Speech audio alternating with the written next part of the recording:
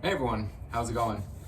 Matthew Tortorelli here again with another Stacyc video. I know it's been a little while since I did my last upgrades video, but as it's summertime and I live in Arizona, cooling has become quite the hot topic of discussion and quite the issue in my household personally. So long story short, the big tracks out here like Mansell Carter especially, you run these bikes at, 50+%, all the time. You're always on the throttle as you ride around the track. And these things do get hot, and they get hot pretty fast, especially if you're modifying them. Even if you're not modifying them, I have a lot of people telling me that their stock bikes are overheating after 20, 30 minutes of use. If you're in Arizona, it's 90 degrees even, towards sunset. So long story short, we are having overheating issues, especially the way that my middle child Nate likes to ride, which is, without taking many breaks, he'll do between 90 minutes and sometimes like 3.5 hours of just constant riding. And of course, I'll do other videos on how we were able to keep that going with batteries and everything like that.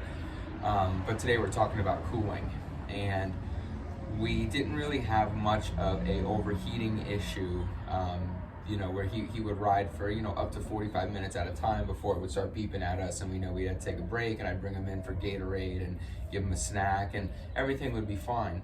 But it got to the point, recently where it was, 5-10 minutes of riding and the thing's heat soaked, and then you'd have to wait 20+ minutes for it to cool down to ride another 5 or 10, and it was just ridiculous. And I had already heavily vented the side paneling, and I'll put some pictures up for that right now. You wouldn't be able to see it if I showed you on camera live because I've modified it, which is kind of what this video is about. But as you can see, I vented both sides, added mesh filtering, significant venting, had it done by someone who knows what they're doing. And this solution had worked brilliantly right up to the point when the weather started pushing in the 90+ degrees, during ride time. So I knew something else needed to be done. So I thought about a lot of different options. It seemed like the low-hanging fruit and the cheapest option was to go with fans over the pre-existing vent holes. So I looked at all the different ways I could do that, and the number one concern for me was weight and added complexity, probably in that order. Weight is a big concern for us. We do a lot to these bikes, at least I do for my boy, to make sure that it's as light as possible. A lot of the modifications were done with that in mind, so I wanted to make sure I didn't counteract that with a big heavy system. And second off, I did not want to add complexity. I didn't want to tap into the already existing electrical system, as everyone who has these bikes knows they're finicky, and when you modify them, they become very finicky.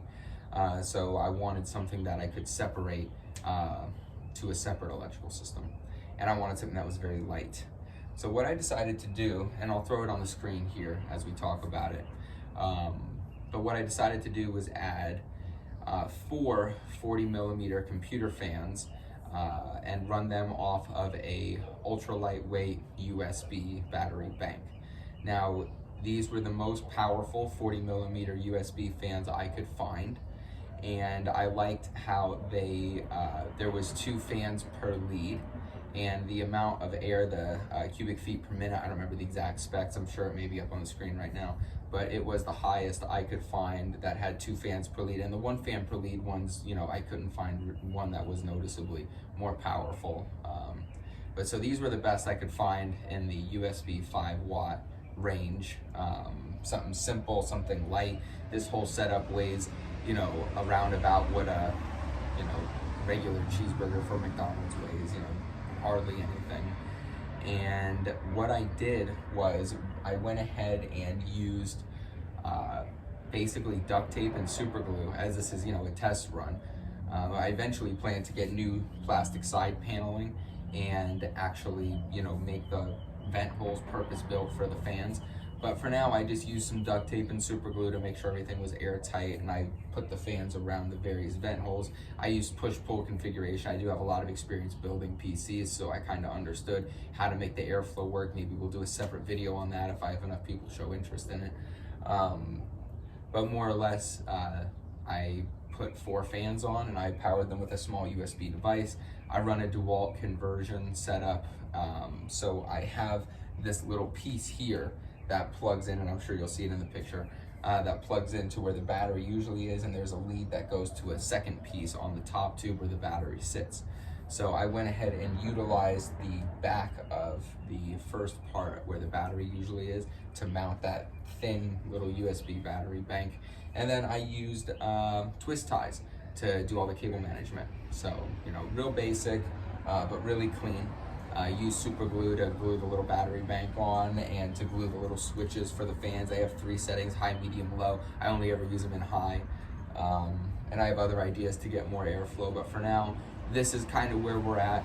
I did bring it out to Chandler BMX, and I'll put a picture of that up here. And I did modify the system. I was using duct tape to hold on the battery bank, but it looked terrible, so I switched over to super glue. But you know, all the performance should be exactly the same. Shouldn't be a little bit lighter now, but for the most part, performance should be exactly the same. But more or less, we brought it out there. It was 95 plus degrees, and Nate rode it hard for 2 hours. 2 hours straight, did not give it a break, did not ease up on it, went through battery after battery after battery. No overheating codes, no overheating issues. The air blowing out of the case was hot. Not red hot, not like a hair dryer, but you know, hot, like a computer that's really working. It was quite impressive to see how the system, this very, you know, basic system was able to keep everything cool. So we're gonna go ahead and try it again. This time we're gonna go to a lesser known skate park in Eastmore called The Deck.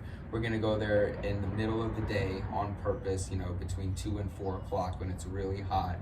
And we are gonna run it until it overheats, and I'm gonna see if we're able to get it to overheat. Because if we are, we're gonna continue this series with another level of upgrades that I have in mind to enhance the cooling even further.